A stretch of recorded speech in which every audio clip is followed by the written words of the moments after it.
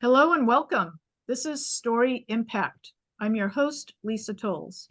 This YouTube series is intended to showcase authors, their writing journey, and the unique perspectives and lived experience that drive the creation of their books. I started this series because of my undying love for stories and because it's my calling to lift up and support other writers. I'm also a crime novelist, and you can find my books on Amazon, and to learn more, go to lisatolles.com. All right, let's get started. I'm so excited to welcome today's guest, noted crime novelist and my good friend, Thena MacArthur. I'm going to tell you all about her. She publishes under T.E. MacArthur, and she's the award-winning author, artist, historian, amateur cat whisperer, and parapsychologist wannabe who lives in the San Francisco Bay Area with her cat and way too many books. She began her career with the standout steampunk series, The Volcano Lady, and the classic one-shilling serial, The Gaslight Adventures of Tom Turner. A Place of Fog and Murder, I love that title, is her noir punk mystery, bringing a fantasy sci-fi 1930s San Francisco to life with her tough-as-nails femme fatale detective Lou Tanner, private investigator. She's even written for several specialized publications, anthologies, and she was an accidental sports reporter for Reuters News, once chasing baseball legend Barry Bonds through Oracle Park in high heels and a skirt. Most recently, her storytelling has shifted to embrace the paranormal, her lifelong obsession. We're going to talk all about that, with the creation of her newest novel, The Skin Thief, which was released this fall and won a Literary Titan Award. Love that book. You can find her on Facebook, Goodreads, or at temacarthur.com. All right, Thena, thank you for joining today, and warmest welcome. Hi there. I hope Um, you'll forgive me. I have been so looking forward to being on here, and I really appreciate it. But I do have a little cough that's a leftover of taking on COVID not once but twice. So no problem. to everyone out there who's seeing this, please, not over yet. Wear your mask. First time I Okay. got it, shame on it. Second time, shame on me. But let's get going. I've been so excited to do this. All right. So we're going to launch into some questions so that our viewers can get to know you better. Let's start with this one. What brought you from Colorado to California, and how do you think your early life prepared you for your interesting author's journey? Um, hmm. I was born out here in California, and my mother moved my sister and I out to Colorado Springs to be exact. And uh, we got out there, and I was sort of the odd girl out. Um, we really did get a bit of a culture shock when we got out there. And so I found myself sort of on my own, using my imagination a great deal. My mother was very, very creative. She ran a floral design business. She ran interior setup businesses. She did all sorts of wonderful things that she just did here and there and whatever. And so there was always an artistic sensibility in the house. And if it wasn't art, it was writing. And I was always coming up with stories to sort of fill my time. And I was surrounded by sort of this fascinating place. Colorado Springs of the 70s was a mishmash of things. Colorado Springs can't really decide culturally or even geographically what it is. If it's part of the Great Plains, the Midwest, the Wild West, Rockies, or the American Southwest. So you kind of get to pick which one when you go for. And with no insult intended at all to the Midwest or the Great Plains, I tended towards the American Southwest and to the Rockies, to the Wild West. And so I found places and found things that drew me in. Um, Colorado is very, very rich in various things, from ancient culture to modern history. It has so much. But when it came time for me to go back to college, or to go to college, I should say, I decided to come back to my roots of California because also not only am I kind of a Southwest Colorado girl, but I'm also an ocean girl. I'm a California girl. So I came back here for college and I got all set up out here and I love it here. And I stuck. I became the spaghetti and I stuck to the wall. Okay. So I think the fact that you've written in a number of different genres is really impressive and noteworthy.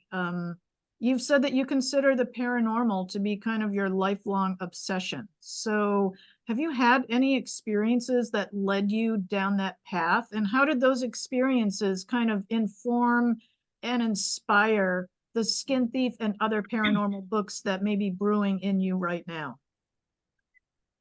Again, it's more of a family thing. My father had the healing touch, and he learned it through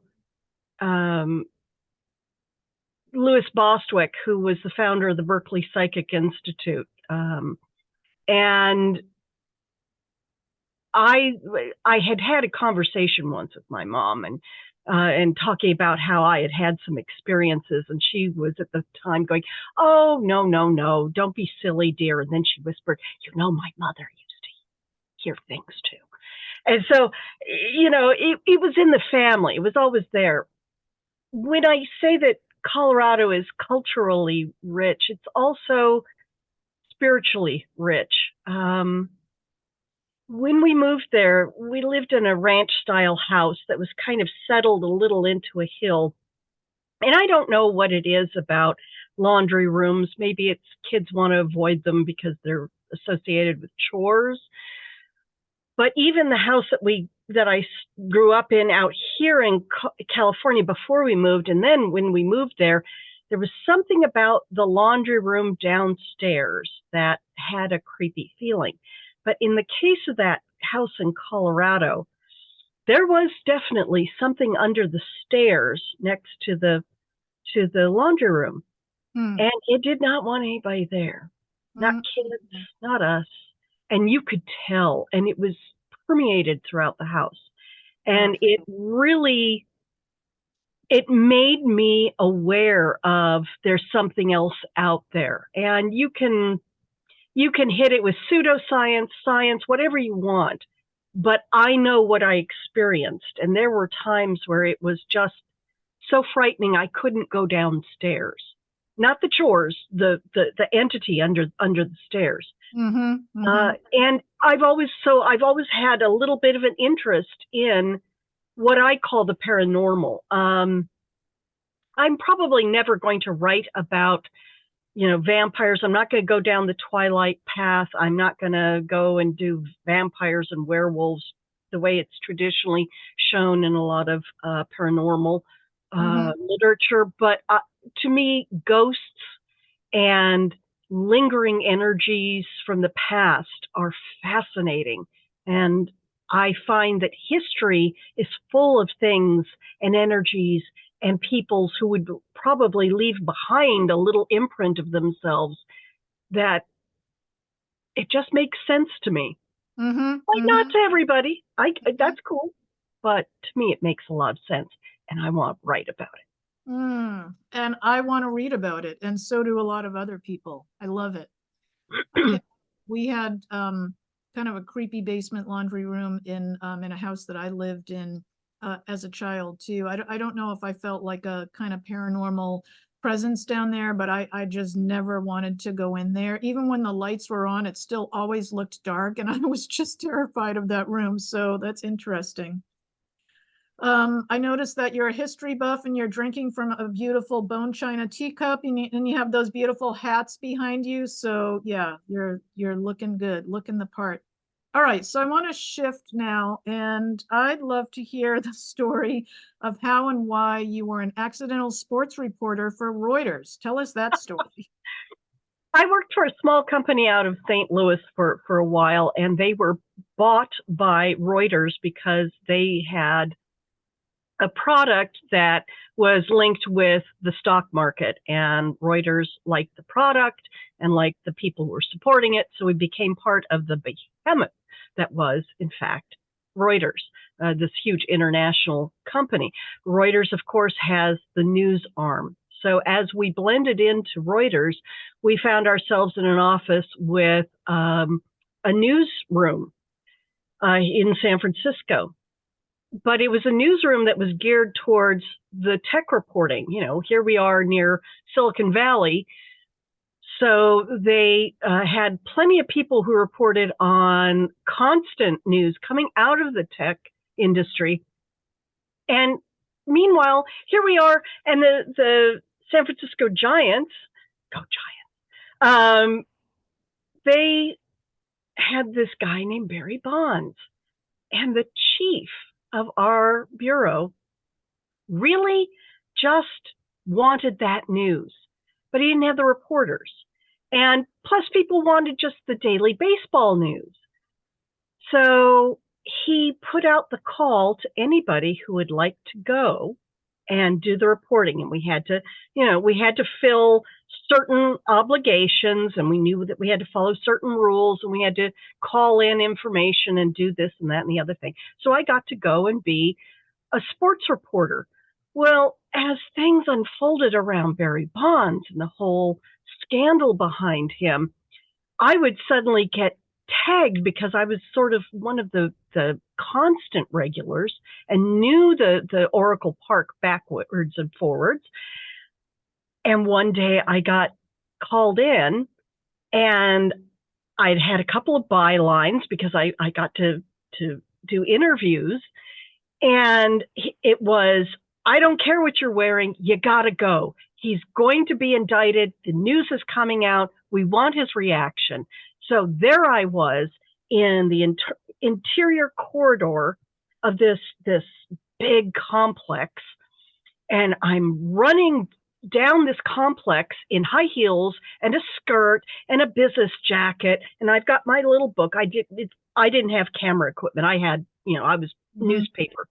And me and about 400 of my closest journalistic friends are all chasing Barry Bonds down this interior corridor that's half dark and has a little bit of slime on the floor, and we're all chasing after him. Well, KTVU News got to him first and surrounded him with cameras, and so we all took notes off of them, and they cornered him, and we got the information. And I don't think I got the byline because somebody else had picked up in Ontario with another review, and somebody got a quote over there. Very weird, but there I was running after this man who could sprint a lot faster than me, and had his lawyers who apparently could also sprint a lot faster than me, racing afterwards. But yeah, I like to call it accidental sports reporting because I was a baseball fan, but I learned so much. The guys in the press box were so lovely. They went, okay, so you're not a sports reporter, blah, blah. And no, I'm here too. No problem. Here, have some statistics. Here, did you know? And I just sat there with them, and they were absolutely generous and lovely to me. And I got to watch them be on the radio, the whole thing. Awesome. It was, for those 3 years that I got to do that was really an experience. Got to see journalism from the other side. Yeah. I mean, becoming like an insider, and like what an interesting chapter to like the book of your like author's journey too. I think that's fascinating. All right, thanks for sharing that. Okay, so you and I both have the same publisher. We're both published right now by Indies United Publishing House, and I want to talk about publishing a little bit. There have been a lot of huge shifts in the publishing landscape over the past few years, the past 5 years, certainly like over the past 10 years. Oh my God. So what do you see as a challenge in the publishing industry right now? And what do you think some of the opportunities are in publishing, talking to like other writers? I, you and I probably both remember when, if you wanted to be published, you had two paths. You could A, get it traditionally done, and the traditional publisher, you had to, get the agent. Your book was 4 years out. They would then promote you. You would do all these things. Yep. Then there was, yes, you could self-publish, but you needed to find a printer either in Minnesota or Wisconsin or China and buy 5,000 minimum copies of your book. And all these things way back when, because there was no print on demand. Well, once we swung into the latter part of the 2000s, the print on demand changed everything. And it changed it for the better and for the worse, in my opinion. And to me, it's a balance. It gave opportunities for indie published authors, self-published also, to have a chance to get to their audience, to be able to express themselves. I was just reading a brilliant article about how art, and writing is art, is not this disconnected, soulless thing that will never impact life. Art impacts life. Even if you're just writing a fun, cozy mystery or something, there will be an impact to somebody. Whether you will make them happy, you might give them a piece of information, you introduce them to something that is not their daily bread. And so art has impact, and it allows us this ability to publish and present our information in a marketplace. Say it's Amazon, Drafted Digital, Ingram, Smashwords. It allows us to share our art. It gives us the platform. Indie publishers like Indies United Publishing House gives us direction and support. It's so amazing. I've only been with Indies United for a year, and my entire publishing life has changed. And that wasn't available before. The downside, of course, is that there are something like they're saying 100,000 plus new novels hit the market every year. Wow. And of those, yeah, it's an amazing amount. And of those, the chances of it being, it's pretty good that it's a book that could have used one more edit. And I know this from personal experience and personal mistakes, and isn't necessarily well written, isn't necessarily aware of its impact as art.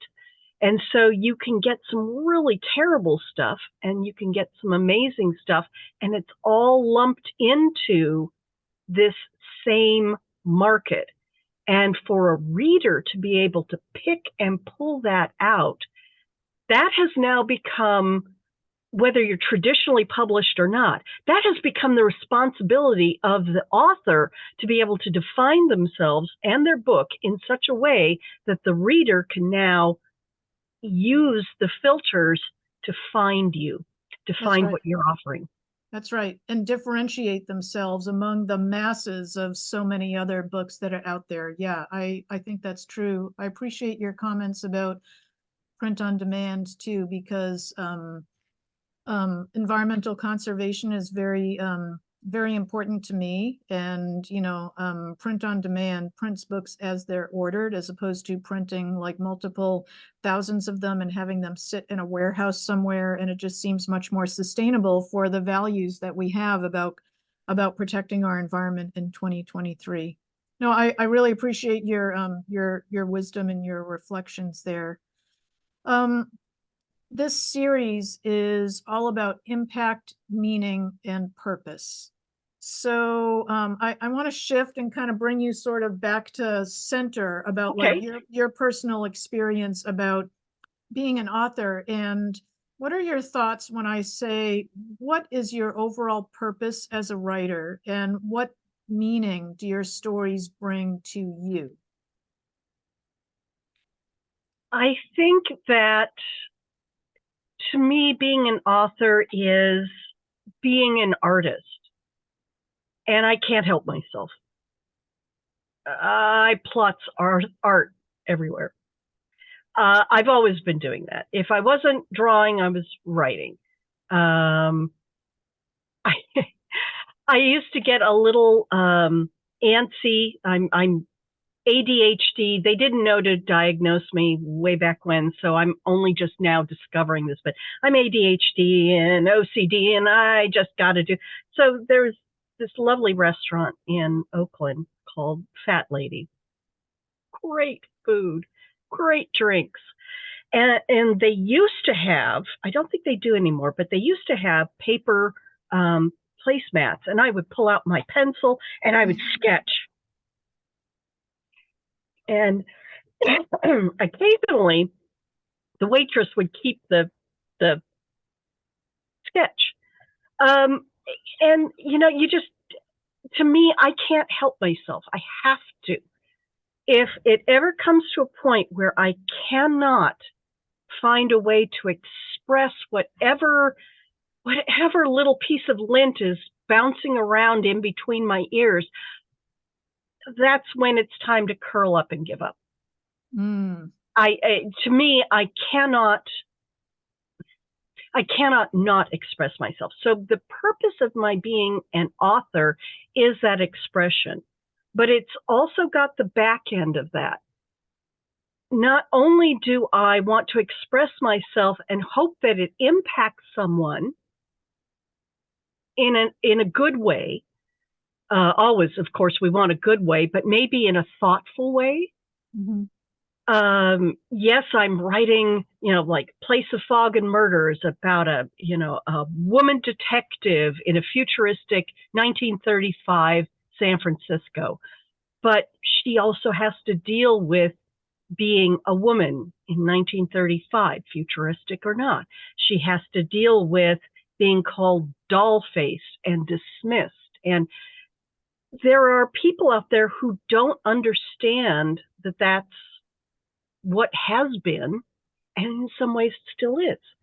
So maybe I can sneak in, maybe I can be a little subversive on underneath the in between the lines. Mm-hmm. And maybe that will have a good impact. So I'm Mm-hmm. happy with that. Mm-hmm. And the third thing that I really hope for is that if I'm out there and I'm writing and I'm having fun doing it, and somebody else is that same person who can't help but plots art everywhere,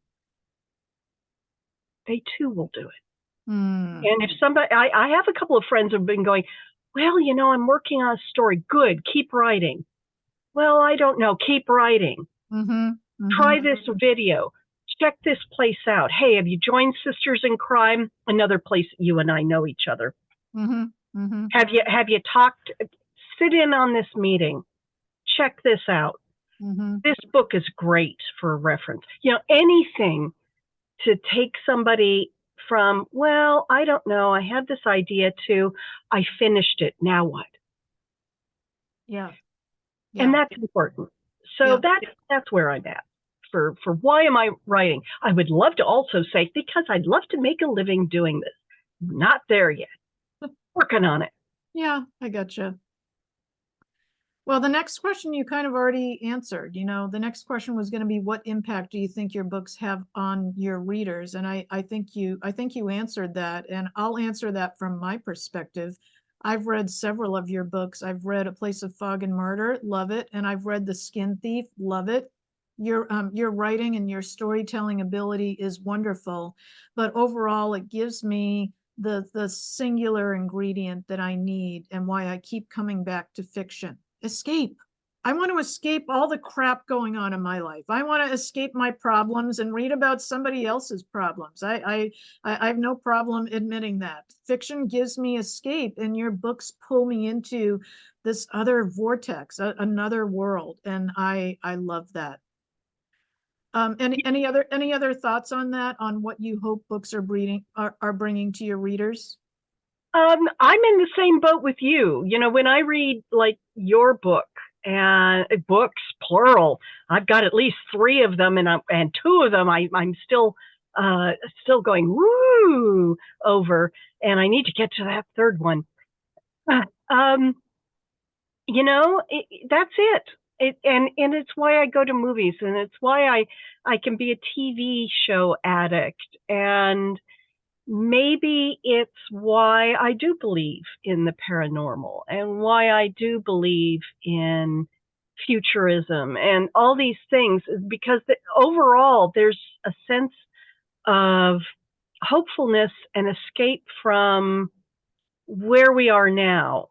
And we're communicating what is reality at this point in a very negative way. I have to turn off the news sometimes, or limit how I get it, which can be dangerous, because if you limit yourself to where you're getting your news and your information, you're not getting a well-rounded Right. message. You're sort of letting them preach to you in the choir. On the other hand, there's a point where you have to go, Uncle, I can't take it anymore. Mm-hmm. And we're going to work our way out of that, because humanity goes in and out. If you read history, we do that. We go in and out of how we approach things. Mm-hmm. But, you know, you need your break. Yeah. And another thing that writing, reading and watching and doing other things does is it lets us not just escape, but escape into somebody else's life. And that if that person is different from us, we get to see the world through their eyes as presented. Yep. So that's why it's good for us to have access to books written by people who aren't the typical writers of the last century. Mm-hmm. Mm-hmm. Why it's good that there are more people who are queer writers, African American writers, bi writers, people who have experienced life differently than, you know, hi, I'm little middle class white chick, you know, and why we have characters, important, fully formed characters that have value in the story, that aren't just duplications and mirrors to ourselves. It's so important that people who are like those people see themselves in the books, and that people who are not like them can go and become them for a little bit and develop empathy and understanding. Even if it's in a book that's sillier than silly, maybe that's a good thing. Yep. So, yeah. All right. Finally, what book would you like to promote to our watchers today? We have just a couple minutes left, but I want to let viewers know to see and hear about your books. What do you want to promote today? Well, right now, I do have my original steampunk series, which was The Volcano Lady, and it's out on Amazon. But it's a little old, and I'm kind of thinking I might just go back and take a look at it and see if I can spit polish it. There are some novellas, the Tom Turner series, which is just classic Victorian melodrama. I had so much fun writing that. But I have 2 books that were published this year, and I promise you I am writing the sequel. At least I promise I'm writing the sequel to both of those books and getting them ready for next year. But Right. I've got to pull these up. This is, I'll just put it right in front of my face. This is Place of Fog and Murder. Okay. This one's available in, let's see, I've got it available in ebook and in paperback. Okay. You can get it on Draft to Digital and Amazon. Okay. And And you have Picked up a Literary Titan Gold 5-star award. Yes. Awesome. Yes, I still dance when I do that. My cat thinks I'm nuts, but I still dance when I get those. And then, of course, The Skin Thief. Okay. And this picked up the Literary Titan Silver 4-star award and Firestone award and a whole bunch of others. Awesome. And I just thrilled with that. And it too is on Draft to Digital and Amazon. Okay. And on Amazon, there is a large print edition as well as a hardcover, paperback, and ebook. Okay. I love the idea of a large print edition too. Very underserved market. Yes. Yeah. Thank you so much, Thena. Again, this is Story Impact, a YouTube series intended to showcase authors, their writing journey, and the perspectives that drive the creation of their books. Please visit temacarthur.com and learn more about Thena, and you can find her books on Amazon and other retail outlets. Thank you so much for joining us today, and keep shining. Thank you. Thank you. Oh, this was fun. Lisa, you're fabulous. Absolutely fabulous. Thank you. You.